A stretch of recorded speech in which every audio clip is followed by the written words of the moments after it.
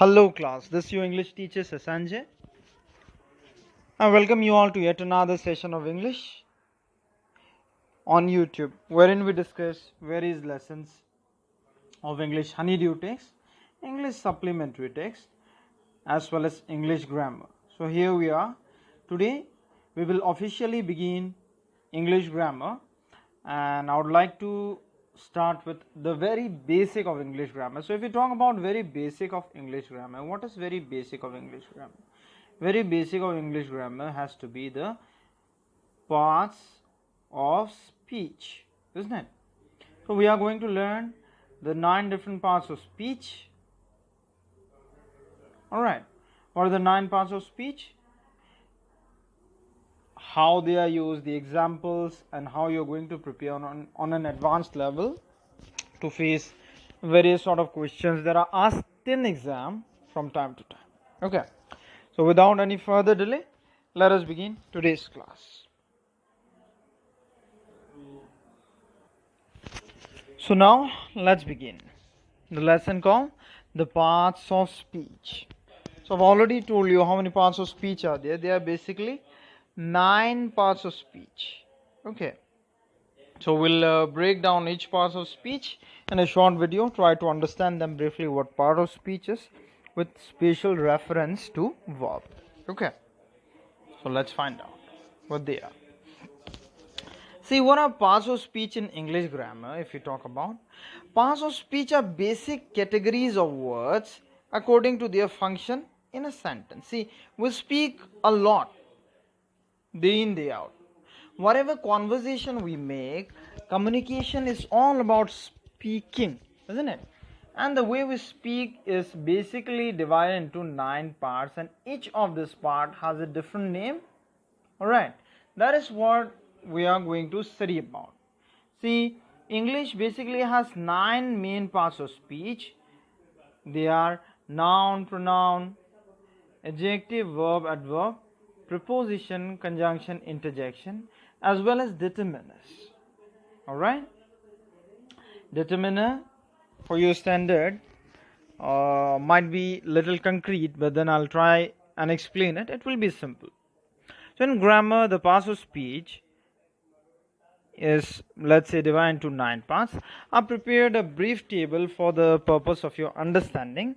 We'll come back to this table later. Let's try to see what the others are. Okay, so English grammar, these are the parts of speech.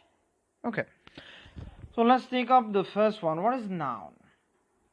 A noun is a part of speech that identifies a person, right, a place, idea, event.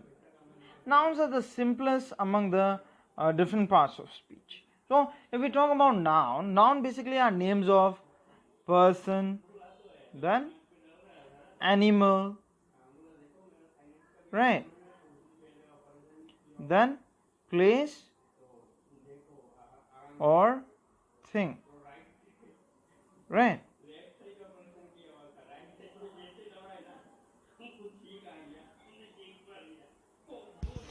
So nouns are broadly classified into 5 categories. Just for your understanding, they are common noun, proper noun, collective noun, abstract noun, material noun. Okay, common noun refers to common names of place, things, not place, things.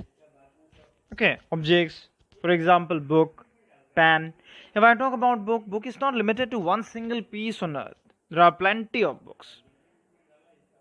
काफी सारे हैं, if we break it down in Hindi. Then proper noun refers to name given to a particular or specific place, person, etc. For example, Ram, okay, Pauna Bazaar, so on and on. Collective noun, names of collection, bunch of flower. Abstract noun, that represents abstract idea, so on and on. Now let's move on to next category then, not next category, next part of speech. What is pronoun? So pronouns basically are words that replace noun. Okay, words that replace noun in order to Do what? In order to avoid nouns repetition. So I'll give you one very easy or simple example to illustrate what pronoun is. Just give me a minute. Okay, let's talk about Ram. Let's say Ram is a good boy. Ram plays hockey. Ram eats ice cream. Right. So I've written 3 sentences for you. They are: Ram is a good boy, the first one. Ram plays hockey, the second one. Ram eats ice cream. The handwriting may not be perfect because it's a digital platform, and then writing is not done on a smooth surface, so it is problematic at times. So class, if I tell you to read this sentence, you may find it a bit awkward. Why? Because the name Ram repeats in each and every sentence, isn't it? So what do we do? Ram is a good boy. Instead of Ram, we may add something else to make it more meaningful. So what are we going to add? Can I say he? Yes, of course I can say he. He plays hockey. Similarly here also, he. Now the sentence looks better.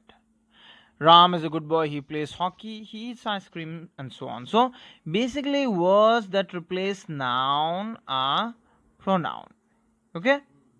Examples of pronoun may include he, then she, then it, then they, etc. Okay? So this takes us to the next category of parts of speech, and what is it going to be? Let's find out. Alright, noun is done, pronoun is done. Now it is time for us to study about what? It is time for us to study about verbs. Okay, so let's study what verbs are. So verb as a part of speech are used to signify the actions, processes, conditions or state of being of people or things. It is basically a word that characteristically is the grammatical center of predicate and expresses an act, occurrence, or mode of being that in various languages inflected for agreement with subject. So subject verb agreement is one very important part of verb we have to know. Okay, so it plays important part in subject verb agreement for tense, voice, mood, aspect, and typically has full descriptive meaning and characterizing ability in it. The different types of verbs are mentioned here. We'll just talk about 2 kinds. For the sake of brevity, I'll just explain it simply to you. Okay, let's talk about verb then. So what is verb? A verb is a word that, what does this word do? That expresses an action. That's it, or what? No, that is not it. A verb is a word that expresses an action or predicates a fact. Something that shows an action or predicates a fact or keeps a truth before us is a verb. Here is a definition of verb. Verb is a word that expresses an action or predicates a fact, keeps a fact before us. Now what are action words? Actions basically are those things that tells or shows or expresses something getting happened. Fact, of course, is anything that holds truth, right? So what are key action word? If I talk about anything, many action word: jump, fly, eat, run, come, right? flying, dancing, and so on, right? Other than this, words like is, am, are, was, were can also be termed as verb, has, have as well. So this brings me to categorization of verb into two simple kinds. They are what? Auxiliary or helping verbs and main verb. So what are auxiliary verbs? Like the name suggests, auxiliary verbs are verbs that help the main verb in completing their meaning. Alright. Basic or main auxiliary verb are is, am, are, was, were, has, have, etc. Okay. The other kind is main verb. So what is main verb? Main verbs are of course those verbs which in themselves have the ability to express something completely. Alright. Example: fly, eat, run, jump, come, go, do. Alright. So how is auxiliary used to complete something? Let's say, for example, Ram. Ram of course is going to be used. Ram is writing a letter. Okay. So Ram is the subject here. What is he doing? He is writing a letter. This of course is subject, let's say. So is verb, writing is main verb, because writing expresses the main thing that is getting done here. What is Ram doing? Ram is writing a letter. Ram writing a letter doesn't make complete sense, isn't it? So what are we going to do? This writing is the MV here, and is the HV here, which is helping verb. So this, I believe, has given you basic idea of what verb is. Remember, subject verb agreement is another important aspect of verb. According to this, subject and verb has always got to be in agreement for perfect conformity in any sentence. Subject verb agreement is key. Alright, subject verb agreement is key. Let's give you a small example for clarity. For example, let's say he play hockey.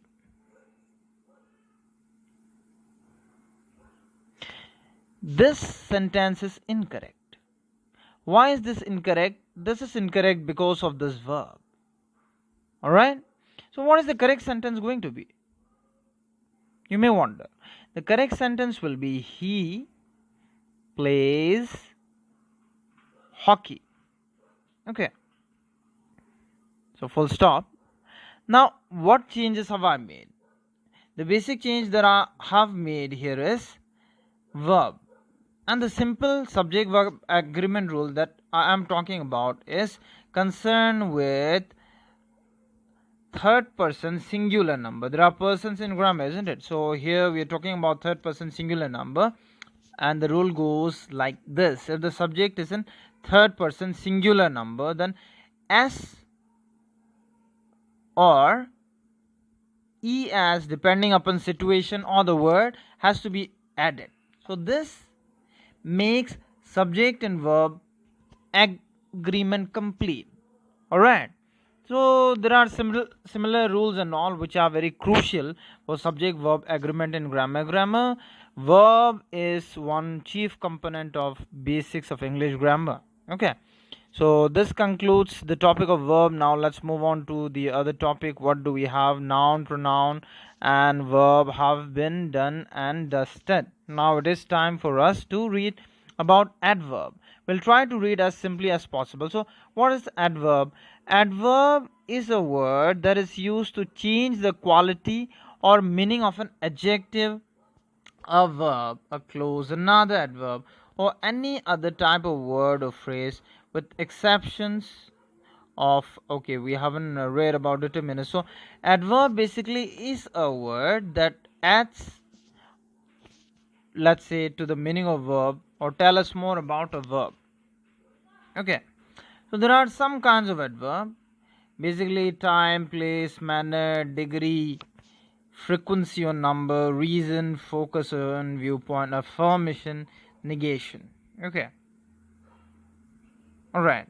Adverb of time: come here, go there, sit outside, stand outside, etc. Okay. So adverbs are what that add to the meaning of verb so that you understand simply. Okay. I'll illustrate this with an example. The tiger roars angrily.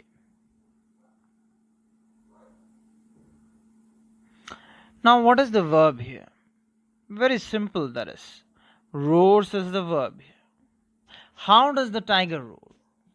Angrily, isn't it? The manner with which the verb is being expressed is expressed by the adverb angrily here. So, here is the adverb. Okay. So, adverb angrily basically tells us how the lion roars, isn't it? And it adds to the meaning of verb. So that is what. Keep it simple. Adverb adds to meaning of verb. The name itself is suggestive of that fact. So this brings us to the next category. What is it? Next kind, to be precise. What is it? Let's find out. Of course, it is going to be adjective. Okay, so what is adjective? Basically, adjectives are words that describe or modify a noun or a pronoun. So let's just keep it simple. Adjectives are words that describe or modify a noun or pronoun that tells us more about noun or pronoun. Okay. So adjectives also tell us what kind of, how much, what color, number, etc. are being referred to person, place, thing, etc. For example, he wears a blue shirt. So what is the adjective? Of course, blue is the adjective. Okay. Now I'll give you another example. The kind traveler fed the two birds.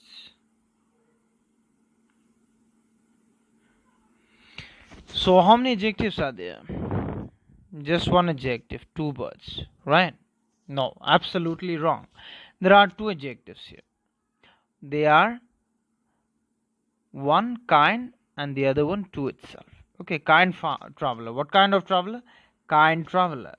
It adds to the meaning of traveler. Tells us more about the kind of person traveler is, isn't it? So kind. How many words? Two words. So words like tall, boy, tall, fat, short, strong, something that describes a noun also is an adjective. Okay. So this is simple. Now that takes us to the next category, the next parts of speech, and that is going to be what? Let's find out now. So that brings us to preposition. So what are preposition, class? Preposition is a word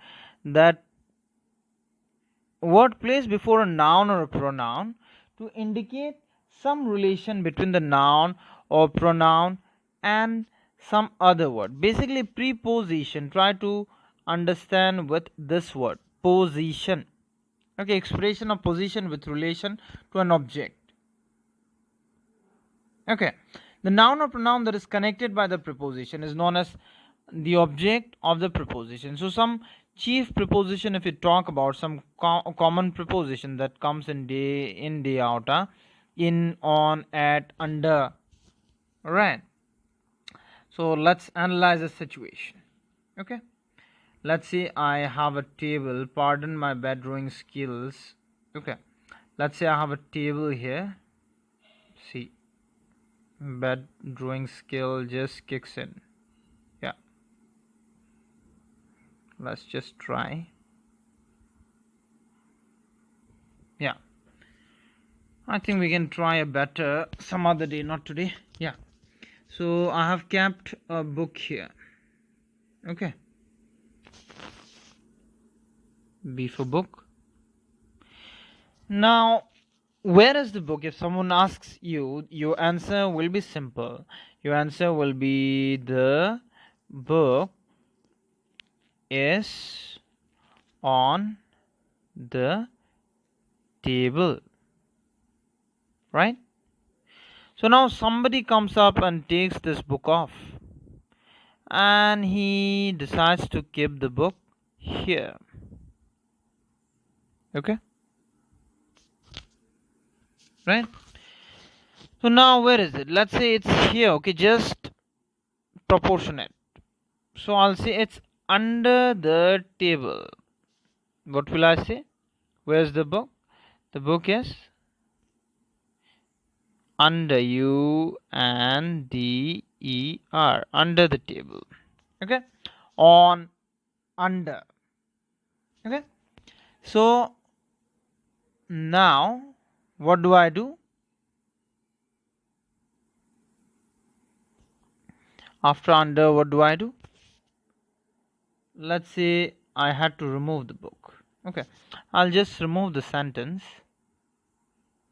Yeah, so first we learn how to use on, then under.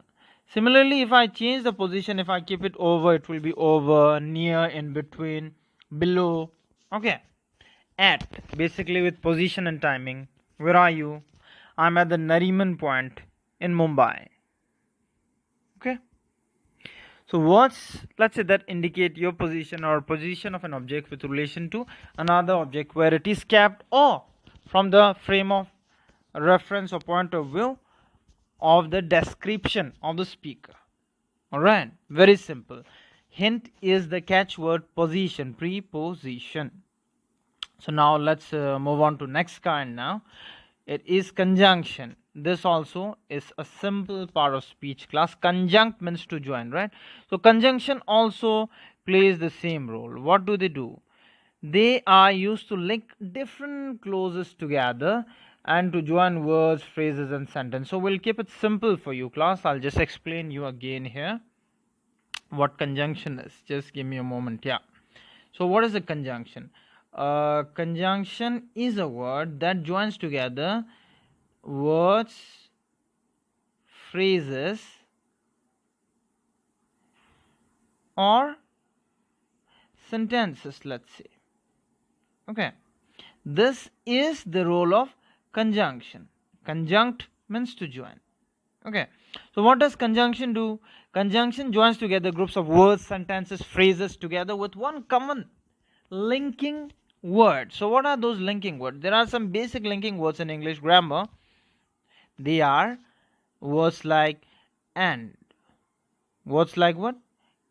And, or, if, but, because.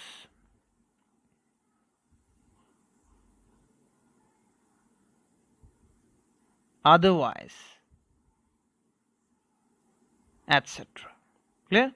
These words, and there are plenty, have the capacity to join together two words. If, for example, let's say if you study hard,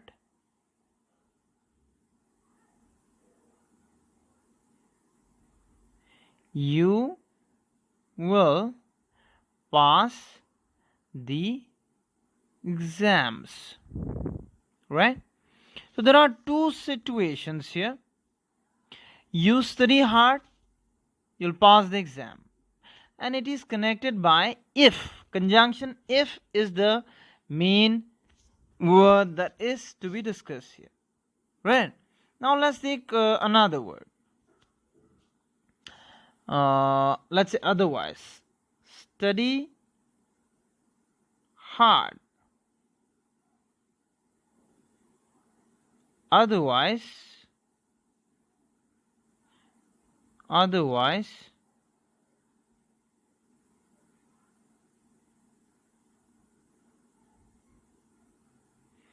you'll fail. Is it? So what is it? Study hard, otherwise you'll fail. You see, there are two sentences. Study hard, you'll fail. That means if you do not study hard, you'll fail. So otherwise is that connecting word, isn't it? So this words that joins together groups of words, phrases or sentences with one common linking word is nothing but conjunction. Now the other part is interjection. Let's get to know what interjection is. Okay, so it is a word used to express emotions or some sudden outburst of the feeling. Okay, so I'll explain you with more clarity and ease. Let's say, what is it? Interjection basically is a word that expresses what? Some sudden feeling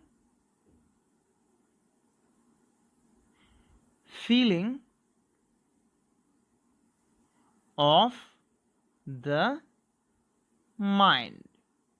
Okay, for example, I quote this example very often with students, and it's a wonderful example because it transmits the understanding quite easily and quickly, I believe. So let's say you are pressing clothes, okay, with an iron, okay, and it gets profusely hot and then it falls on your hand. So what sound will come out of your mouth? Ouch, wow, or what? Oh, something like that, isn't it? Hurtful sound. So another example, you're watching game of football, okay, wherein Cristiano Ronaldo, world famous footballer, scores a brilliant goal from a distance. So what sound will come out of your mouth?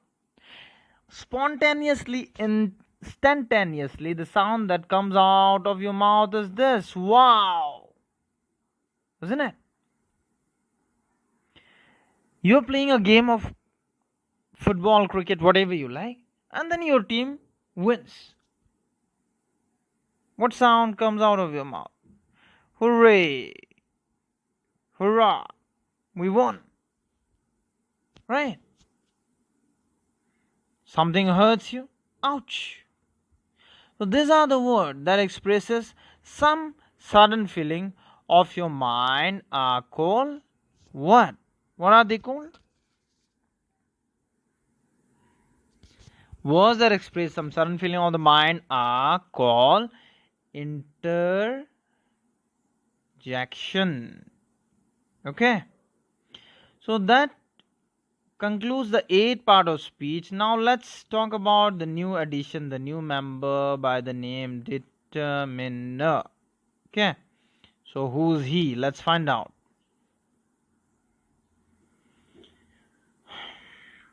Just give me a moment.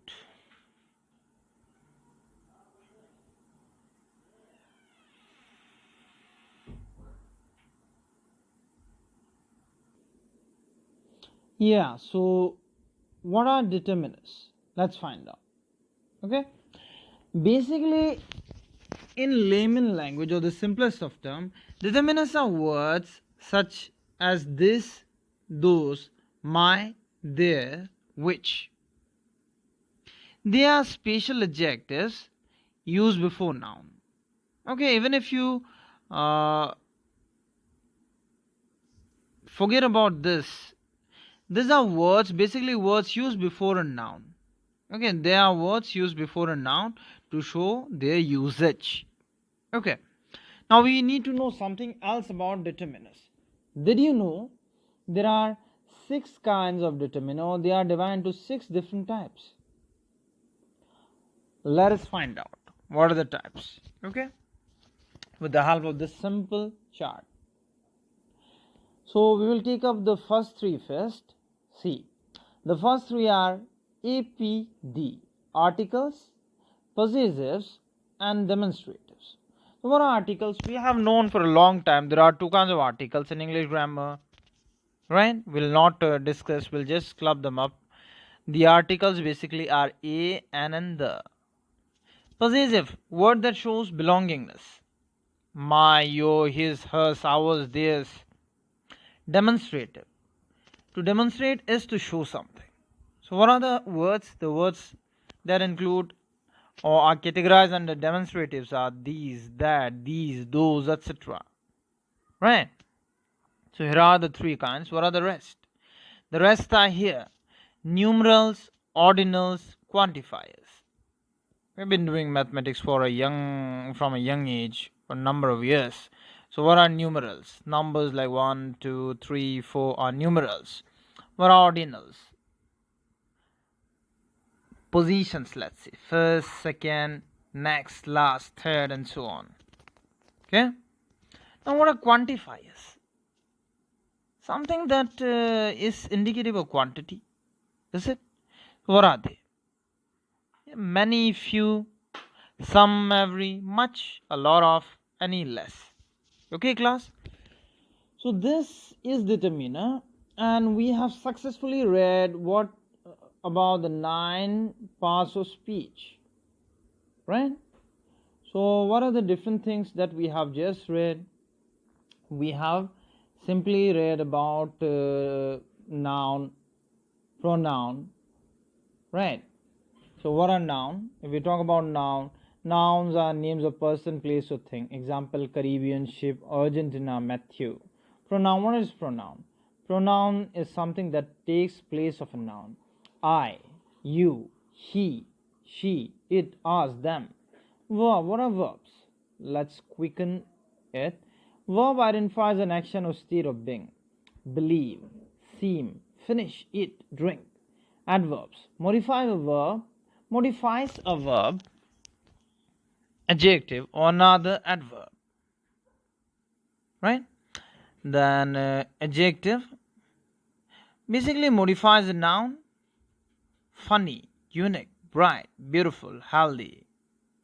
Preposition shows a relationship between a noun or a pronoun and other words in a sentence: close to, out of, apart from. Conjunction: join words, phrases, and clauses. And, but, o. Interjection expresses emotion, sudden feeling of mind: whoops, ouch, hooray, wow. Determinants, words that determine or basically placed before noun to show their usage. There are 6 kinds. Basic determiner, let's say these, that, 1, 2, 3, here, there, etc. Okay. So class, I believe this video will prove beneficial for you as far as learning very basic concept of parts of speech are concerned. Watch it completely. Share it with those who require basics of grammar knowledge. Thank you, everyone. Let's wind it up here.